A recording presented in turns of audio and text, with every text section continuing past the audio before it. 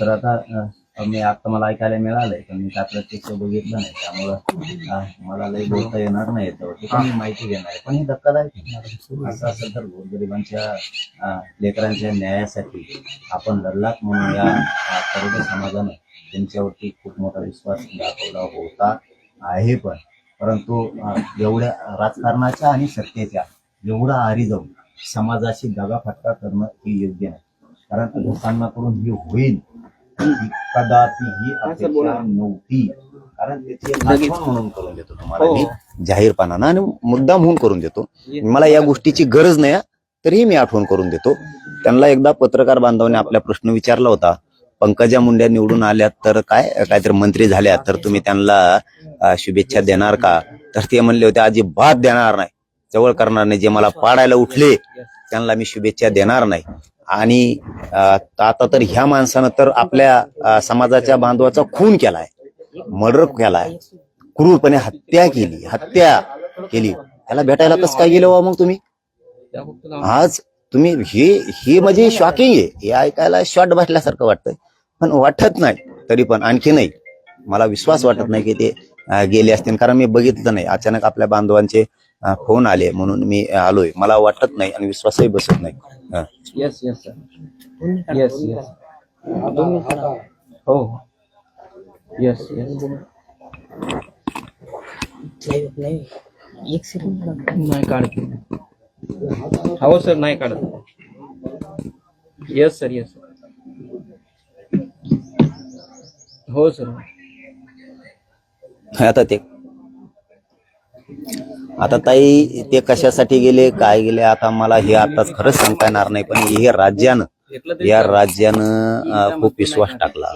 या राज्यातल्या गोरगरिबांनी त्यांना आयकॉन मानायचा सुद्धा प्रयत्न केला होता आणि समाज इतका मानायला लागला होता. आणि मी सुद्धा सांगितलं होतं, जाहीरपणाने सांगतो, मी पण सांगितलं होतं की समाजासाठी लढतोय हा माणूस, अजिबात उघडं पडू देऊ नका. पोरांनी पुरे जिल्ह्यातले राज्यातले पोर एका बाजूने उभा राहा, अजिबात ह्या माणसाला उघडं पडू द्यायचं नाही, ताकदीने उभा राहायचं. आणि समाजाने काय कमी नव्हतं केलं, समाजाने खूप बहुमतानं निवडून दिलं होतं.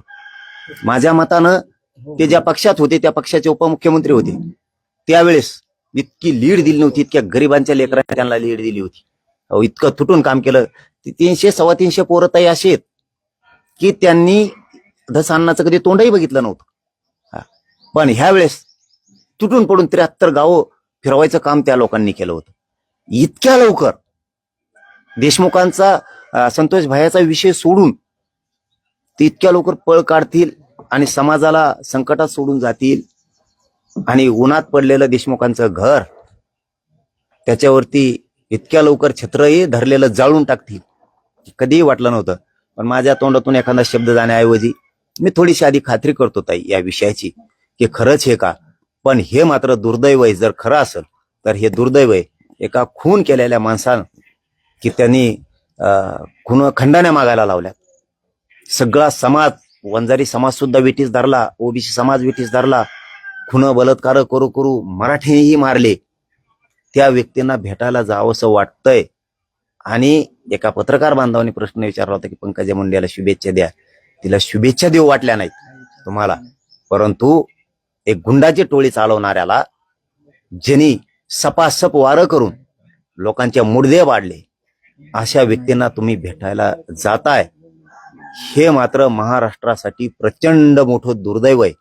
याच्यावरती समाजाने कोणावर विश्वास ठेवायचा. पण हरकत नाही, मनोज जरांगे आहे ना, ज्या दिवशी समाजाला अडचणी पठ्ठ्या इथं बसलेला खंबीर यांनी 6 कोटी मराठी आहेत, यांच्या जीवावरती माझा मराठा समाज चालणार नाही.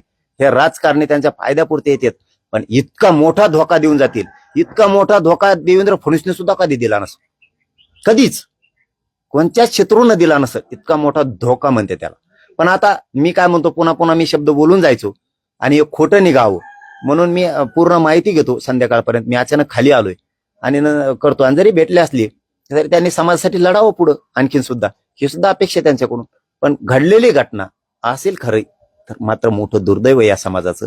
या भोळ्या बाबड्या माझ्या समाजाने विश्वास टाकायचा आणि यांनी मात्र त्याचं काळीच तोडून समाजाचं न्यायचं, असं व्हायला नको.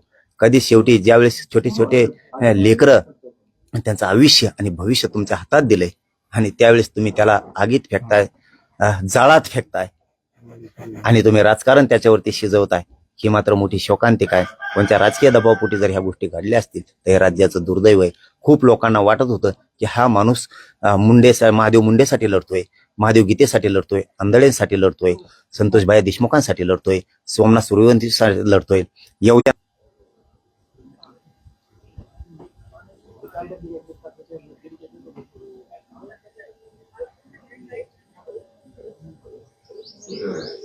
मावळ झाली का काय झाली त्यांची त्यांना माहिती.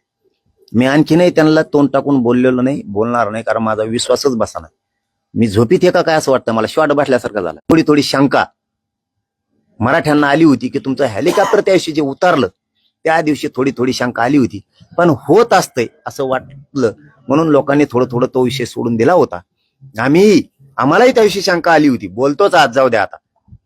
त्या दिवशी आम्हालाही शंका आली होती हेलिकॉप्टर मधून उतरलं की लोकांना एक दाखवायचं आणि करायचं एक, आतून वेगळं दाखवायचं आणि वर मात्र समाज करायचं, हे त्या दिवशी वाटलं होतं.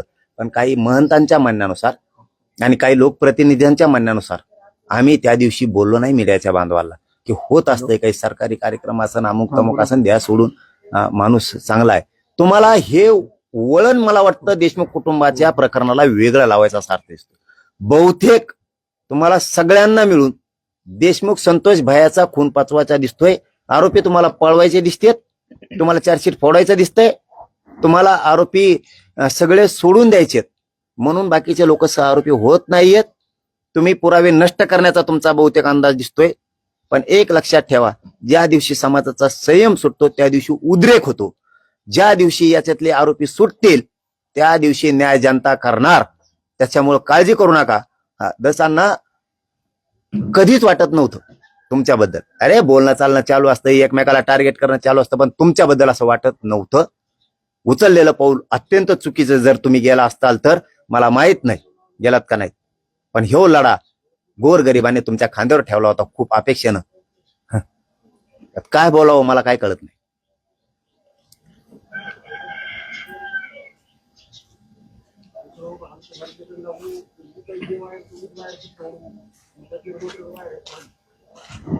मलाच नाही होत आहे हे, कोणाला कसं पटलं, त्यांनाच कसं पटलं मला काहीच कळना. मला तर हे स्वप्नच वाटतं आणखीन सुद्धा, कारण धस एक कट्टर आणि निर्भीड माणूस होता आहे हे आतापर्यंत आम्ही मानत होतो, पण इतक्या लवकर घुटणे टेकवील हे नव्हतं वाटत आम्हाला. पण टाकला होता, पण हरकत नाही. शेवटी तुम्हाला तुमचं राजकारण चालवायचं दिसतंय, आरोपी सोडून द्यायचे दिसतेत, तुम्हाला पुढचे मरण दिसायला लागलेत, तुम्ही भ्यायला लागलात कोणाला तरी. पण हे मनोज जरांगे जवळ जिवंत आहे ना, तवर एकाच्या बी बापात दम नाही, जहागीरदाराच्या अवलाद इतकी मराठ्यांचे मॅटर दबवीन म्हणून पठ्ठ्या इथं बसलेला आहे, कोणाला दबून बी देत नाही मॅटर आणि दाबून सुद्धा देत नाही. तुम्ही किती तुरम खास आहोत, गल्ल्या गल्ल्यात फिरायचं बंद करतील मराठे ज्या दिवशी आमचा संयम सुटेल त्या दिवशी. पण धसांना एवढा विश्वासघात करायला नकोच होता, कारण लहान विषय नाहीये. या राज्याला काळेमा फासणारं मॅटर झालेलं आहे, क्रूर हत्या झालेली. इतकं सांकळलेलं रक्त, इतके दिलेले फटके या राज्याने कधीच बघितले नाही. एक आदर्श तुमच्याच पक्षाचा सरपंच असणारा संतोष भैया, इतकी क्रूर हत्या झालेली, हिला न्याय देताला असं वाटत होतं. इतक्या लवकर तुमच्याकडून दगेची अपेक्षा नव्हती. बेटा जायला काय तेव्हा आयुष्य ते काय कोमात गेलाय, एवढं काय होतं लगी, आणि तो कोण लागून गेला एवढा. अरे आपले लेकरांचे मुर्दे पाडायला लागला. तुमची मायादया केली का यांनी? तुम्हीच सांगता ना, का मायादया करता? करा तुमचं राजकारण करा. मला ताई विश्वासच बसाना भाऊ, ते दस गेले असते का नाही, मावळ झालाय का खवाळ झालाय का, काही आमिष मिळालंय का, काय झालंय का, देशमुखांचा खून पाचवायचा आहे की काय, मला काय माहित नाही याच्यातलं. पण सरकारपेक्षा मराठ्यांचा जर नाद केला आणि मराठे जर एकदा बिथारले तर सरकार काहीच करू शकणार नाही. इतके उघड उघड धोके माझ्या उघड्यावर पडलेल्या गोरगरीब मराठ्यांना नका देऊ. सरळ माणूस आहेत आम्ही, सरळ भावनेने आम्ही तुम्हाला साथ दिली, सरळ भावनेनं आम्ही तुमच्यावर विश्वास टाकला. वाटून देऊ नका आम्हाला की इतक्या लवकर तुम्ही आमच्या पाठीत खंजीर खुपशेला. तुम्ही हे चाली जर करायला लागलात तर ह्या समाजानं बघायचं कोणाकडं. धसांकडून ही अपेक्षा असण्याचं काहीच कारण नाही. आणि उभं राज्य आज धसांकडं वेगळ्या नजरेनं बघत होतं, वेगळ्या नजरेनं, की हे काय म्हणतात त्याला, काहीतरी आयकॉन का काय म्हणतात ना, हा आयडॉन का आयकॉन काय कोण मानायला लागले होते. हा हो, आदर्श आयकॉन आयडॉन काहीतरी मानायला लागले होते. ते बोलणं, ते हिसकेबाज बोलणं, ते तसलं ते तमाशातले गाणे म्हणणं, ते हिसकेबाज झटकेबाज बोलणं, ते तसलं तमाशातले गाणे म्हण, पिक्चरातले गाणे म्हण, त्याच्यामुळे लोकांना वाटलं होतं निभार लागला गाड्यावर. पण काहीतरी आतून षडयंत्र शिजलंय असं वाटतंय आता, की बोलणाऱ्यांना दाबवा, हे करा ते करा, आम्ही आहेत तुझ्या मागं, बहुतेक असं काही सांगितलं असेल. मग यांची झाली दिसती धावपळ सुरू. आता मला विश्वास बसाना, बोलावं काय हे कळाना. पण एवढंच सांगेन मी शेवटी, की हे राज्याचं दुर्दैव आहे मराठ्यांचं. ही धक्कादायक बातमी आली आज, धक्कादायक बातमी आहे असं जर असेल तर. पण मराठ्यांच्या लेकराच्या तोंडात तुम्ही दुपारीच माती टाकली, तुम्ही विष पाजलं. जर असं केलं असेल तर जी लाट आहे मुंडेच्या विरोधात, तिचा फायदा तुम्हाला झाला. आज तुम्ही सिद्ध करून दाखवलं की मी गेला असताल तर मी गद्दारच आहे, हे तुम्ही सिद्ध करून दाखवलं असं मला वाटतंय. पण तरीही पुन्हा वाटतंय की ते गेलेच नसतील, ते या लढ्यात कायम राहतील, हे लढा लढू लागतील. इतक्या लवकर गद्दाराच्या यादीत ते जातील असं वाटत नाही. कारण शेवटी गोरगरीब मराठ्यांनी त्यांच्यावरती विश्वास टाकला होता आणि त्यांचे लेकरं जाळात फेकून देऊन त्यांना वांग्यासारखं भरीत केल्यासारखं व्हरपळून काढतील. आपलाच माणूस आपलीच मान तोडील, आपलाच माणूस हातात हात दिलेला हात कोपऱ्यापासून छाटून टाकेल असं मराठ्यांना वाटत नाही. आणि तसं जर झालं असेल तर हे मराठ्यांचा झालेला विश्वासघात मराठे कधीच विसरणारही नाहीत. आणि मराठ्यात ताकद सुद्धा आहे नीट करायची. देश विदेशातील प्रत्येक घडामोडींचे लाईव्ह अपडेट मिळवण्यासाठी आता साम टीव्हीच्या सर्व सोशल मीडिया प्लॅटफॉर्मला लाईक, फॉलो आणि सबस्क्राईब करा. तसंच सर्व नोटिफिकेशनसाठी बेल आयकॉन प्रेस करायला विसरू नका.